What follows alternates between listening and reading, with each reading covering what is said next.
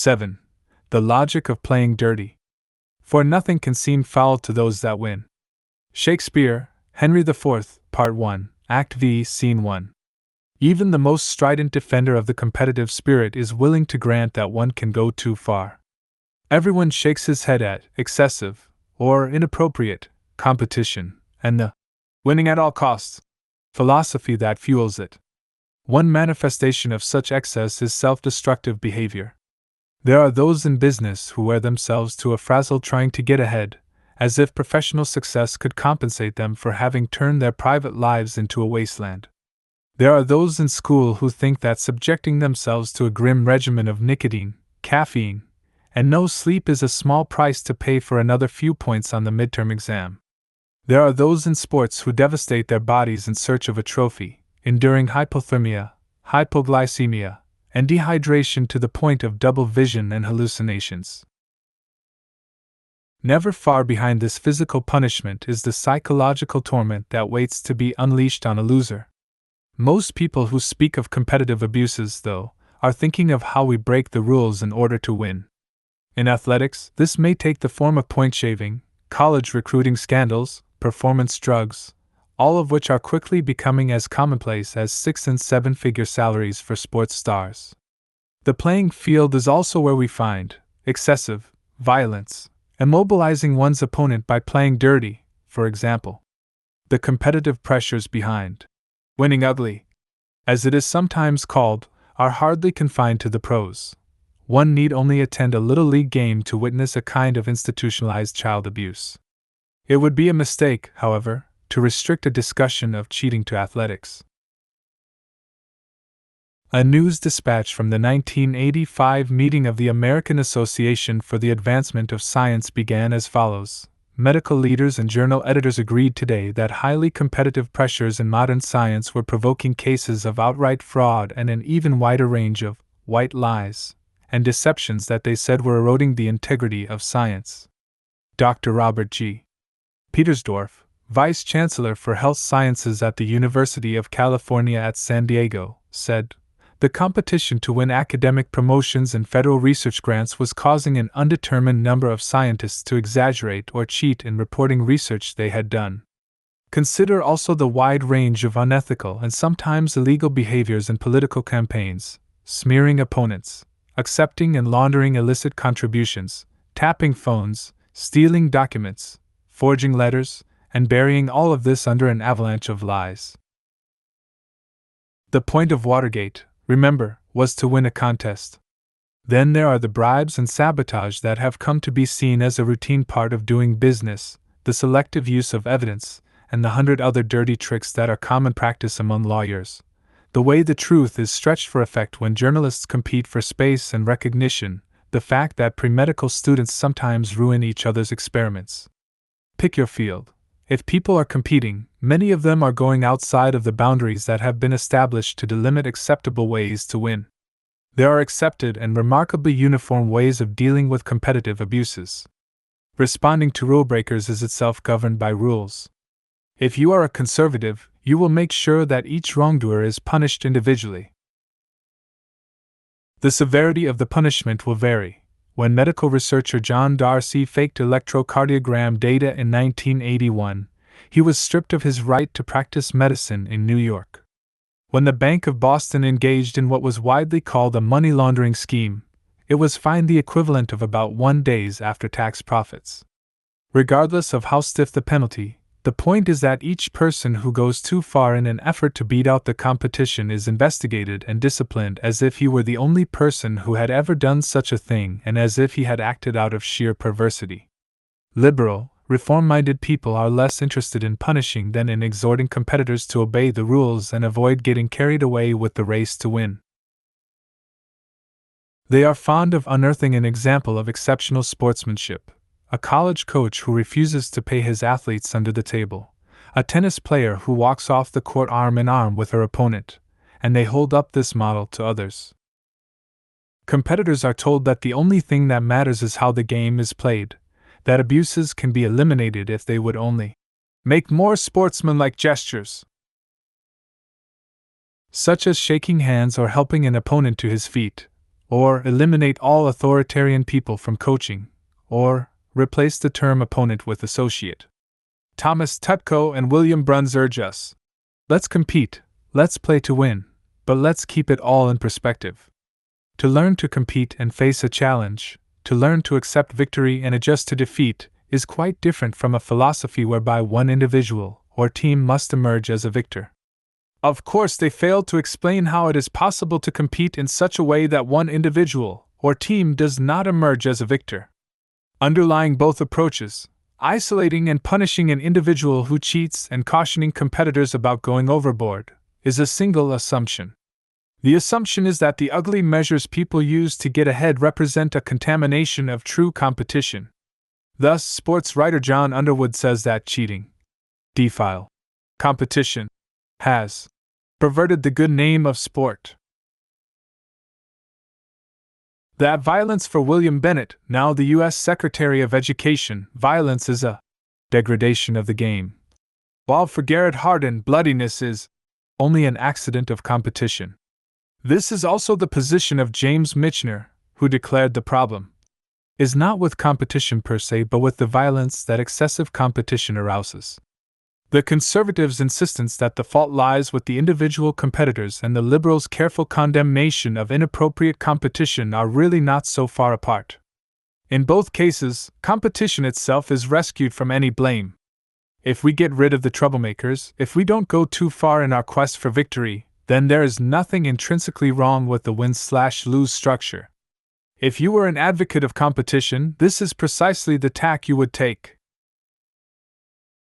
No matter how frequently they seem to appear, you would argue that abusive, self-destructive, violent, or immoral behaviors are corruptions of real competition, which is in its essence as virtuous and healthy as these exceptions are nasty and neurotic.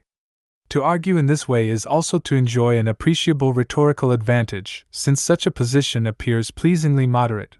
You are not saying all competition is bad, but merely that it should not be done to excess. What could be more reasonable? This position coincides with the entrenched reluctance of Americans to consider structural explanations for problems. We prefer to hold individuals responsible for whatever happens or, at the most, to find a convenient proximate cause. Rarely are events understood in their historical or economic or social context. As one of many possible examples of this, consider how we respond when our children fail to learn. Typically, we insist that they are not studying hard enough, or else we put the problem down to poor teaching. What we do not do is acknowledge that a two-tiered educational system funnels most of the promising teachers and the privileged children to the private sector, virtually guaranteeing that students without the resources to follow will receive an inferior education. We do not ask why learning is defined in terms of a standardized test score, why obedience is valued above critical thinking, and we certainly do not look at the institutions in our country whose existence depends on a passive, acceptant public of precisely the sort that our schools manufacture.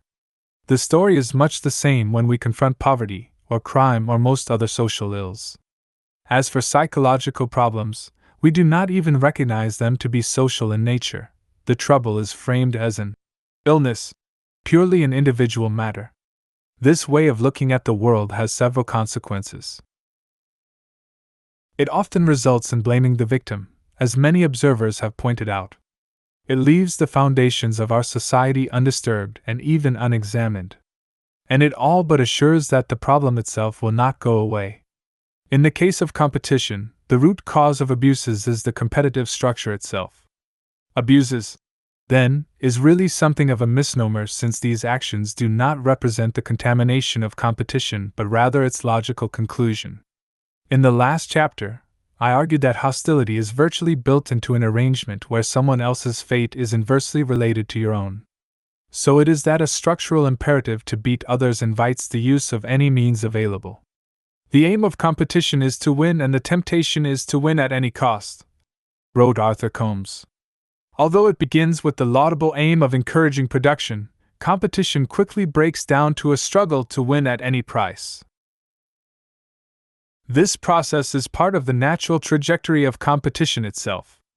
The only distinction that a competitor qua competitor knows is that between winning and losing. Other distinctions, such as between moral and immoral, are foreign to the enterprise and must be, as it were, imported.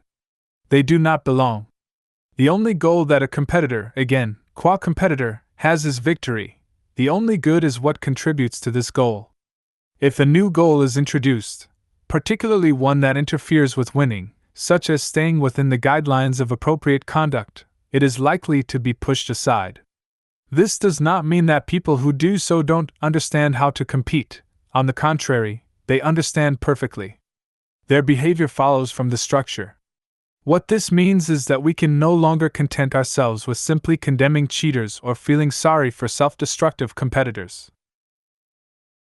To do so is not only short-sighted but hypocritical. We set up a structure where the goal is victory and then blame people when they follow through. Pious admonitions about not getting carried away in competition, however well-meaning, are just exercises in self-deception. If we are serious about eliminating ugliness, we will have to eliminate the competitive structure that breeds the ugliness. This perspective is radical and disturbing, but I think it fits the facts, that is, the frequency and pervasiveness of improper actions during competitive encounters, far better than the contamination view. Most people do not even keep the facts in view, failing to see the connections between campaign illegalities, scientific fraud, corporate trickery, and the use of steroids in college sports. Each appears in a different section of the newspaper, and it never dawns on us that there is a pattern.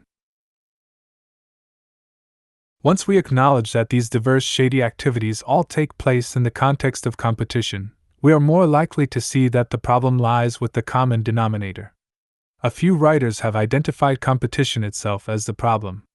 And Strick's critique of the American legal system, as we have already seen, questions the premise that justice is best served by an adversarial, i.e., competitive, model. She goes on to argue that this model is largely responsible for the abuses so common in the profession. The Watergate lawyers were only doing what came naturally, Strick writes, because enemies is what our legal system is all about. The need to beat the other side in the courtroom is the basis of diversion, distortion, and direct deceit. Where polarity shapes thinking and winning is the orthodoxy to which men chiefly adhere, deceit is absolutely justifiable. Gunther Lushan realized that the same is true on the playing field. By and large, the characteristic of a contest as a zero-sum game seems to explain why cheating should go on at all levels, even where the odds at stake are not high. By definition, all competition is zero-sum, in the broad sense of mutually exclusive goal attainment, so the invitation to cheat is always present. George Orwell made the point even more strongly. Serious sport has nothing to do with fair play.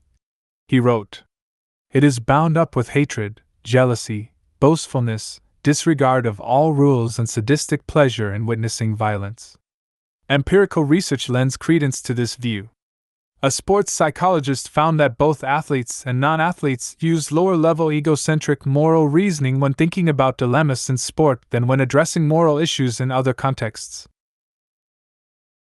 These and other findings suggest that moral norms which prescribe equal consideration of all people are often suspended during competition in favor of a more egocentric moral perspective. These findings also suggest that competition itself is responsible for the development of a lower moral standard. Indeed, another pair of researchers point to evidence that regular sport participants become more committed to winning at any cost and less committed to values of fairness and justice as their competitive experience increases. Ironically, Michael Novak, whom we already know to be a staunch defender of competition, agrees that sports naturally lead participants to try to win at any cost. The true practice of sport goes on, beneath the moralistic mythology of virtue and clean living. Basketball without deception could not survive.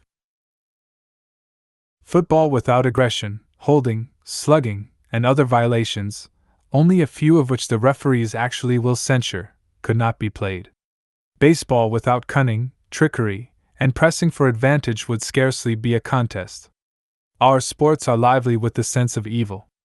Sports provide an almost deliberate exercise in pushing the psyche to cheat and take advantage, to be ruthless, cruel, deceitful, vengeful, and aggressive.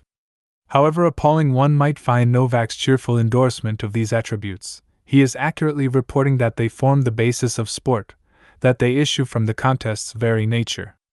It remains only to emphasize once again that they are not confined to sports. They are to be found, albeit in different forms, in virtually any kind of competitive activity, and for that matter throughout a culture defined by a competitive worldview. Bertrand Russell put it well, the trouble does not lie simply with the individual, nor can a single individual prevent it in his own isolated case. The trouble arises from the generally received philosophy of life, according to which life is a contest, a competition, in which respect is to be accorded to the victor. This view leads to an undue cultivation of the will at the expense of the senses and the intellect. What, then, of sportsmanship and other calls to stay within certain guidelines? First, the notion is partly cosmetic. It offers a patina of respectability for the enterprise of making other people lose.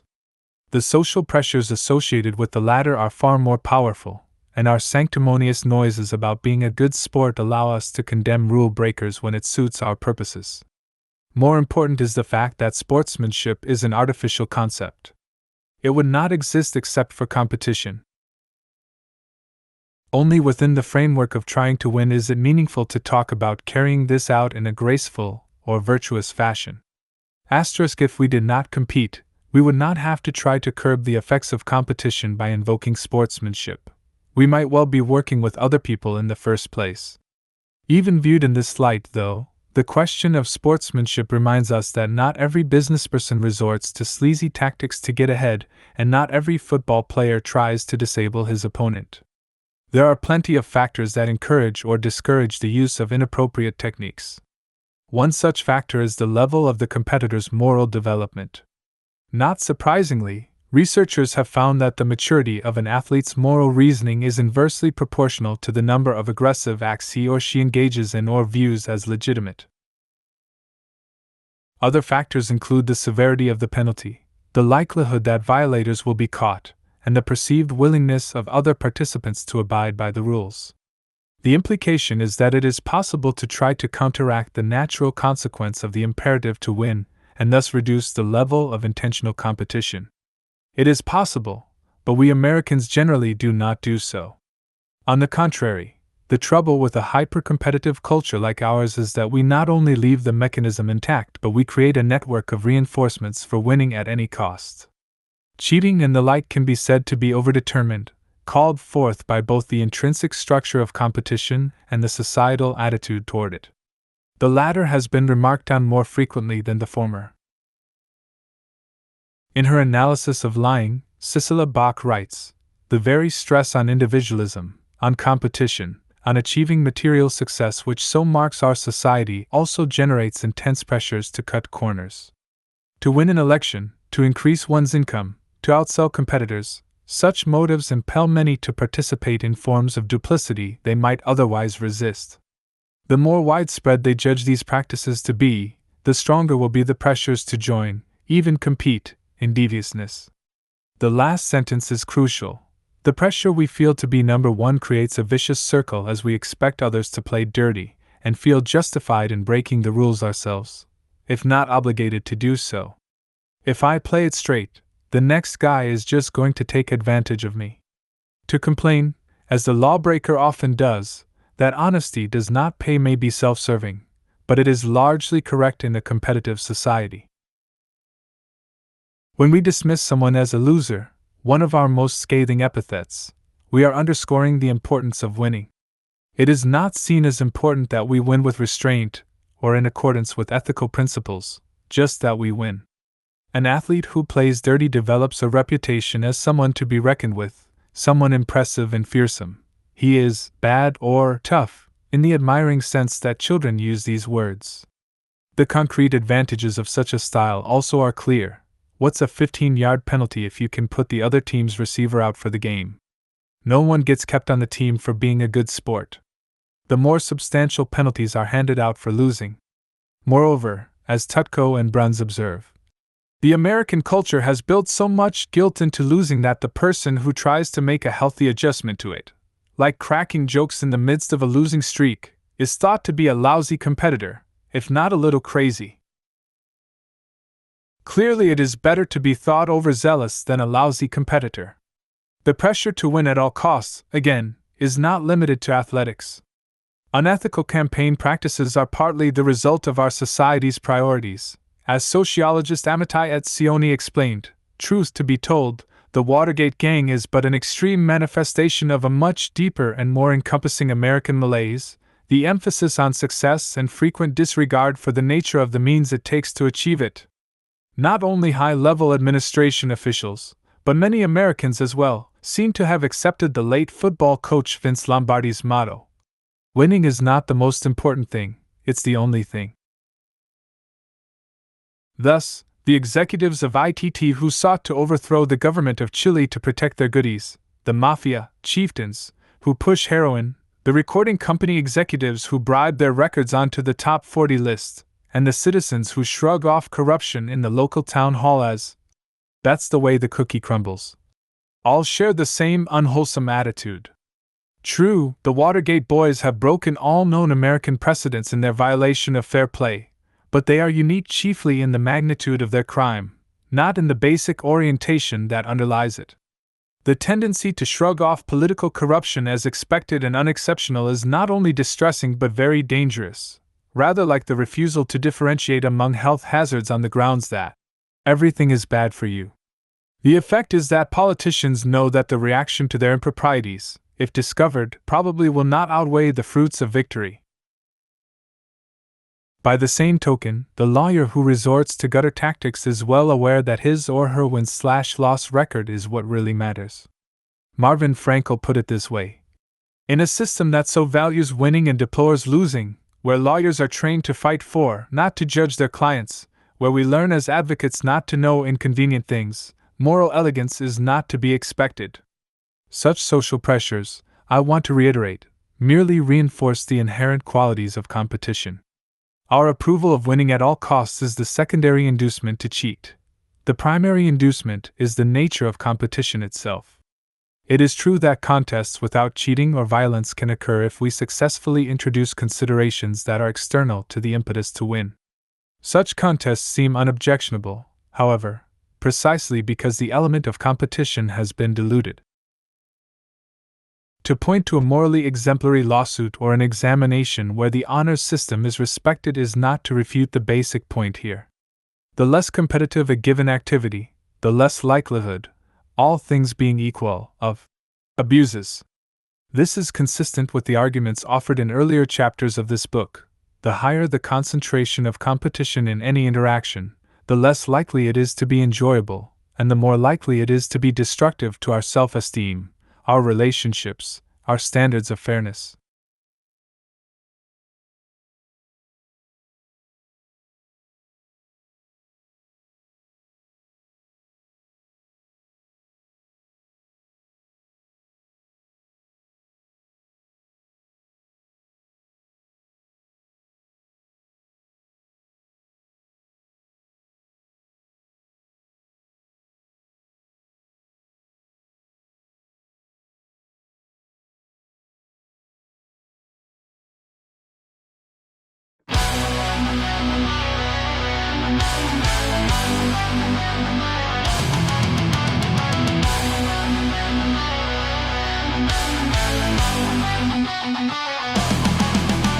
I wish I could say everything's just peachy, that life is easy, but you and I know it's not. They got everyone thinking that's just how it is, so no one asks if the system could stop a culture built on cutthroat games, where winning means someone else takes the blame. But the truth they hide is we've got all we need to lift each other up and let the world breathe. Don't let them pull the wool over your eyes. You know there's something wrong with this picture. We draw our power from the spirit of the times. Zeitgeist, zeitgeist, zeitgeist. Wouldn't it be something if no one had to fight? just to have a warm bed or a meal each night. We could build a world with dignity and grace, a future worth leaving for the human race. My generation's got fire in our veins. All we need is a spark to ignite real change. We'll rise from the ashes and find hope again, fueled by truth and a vision with no end. Don't let them hold the wool over your eyes. You know there's something wrong with this picture. We draw our power from the spirit of the times. Zeitgeist, zeitgeist, zeitgeist. When the power of love overcomes the love of power, the world will know peace, and that is the hour. We shift from fear to collective might and turn on the future's guiding light.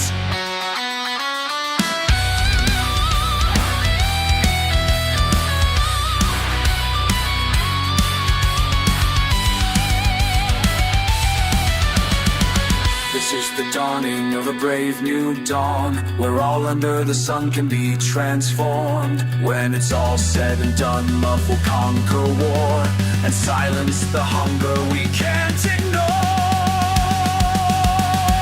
Don't let them pull the wall over your eyes. You know there's something wrong with this picture. We draw our power from the spirit of the times. Zeitgeist, zeitgeist. Learn more at thevenusproject.com.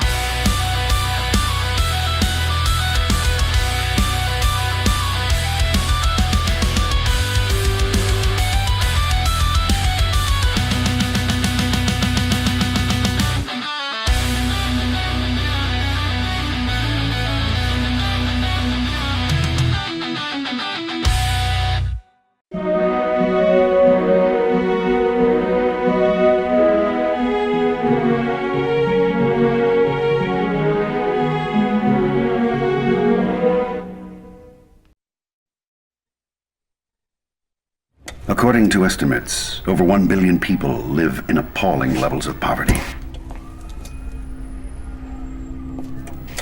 Denied even basic standards of food, water. Nearly half of the world's population earns less than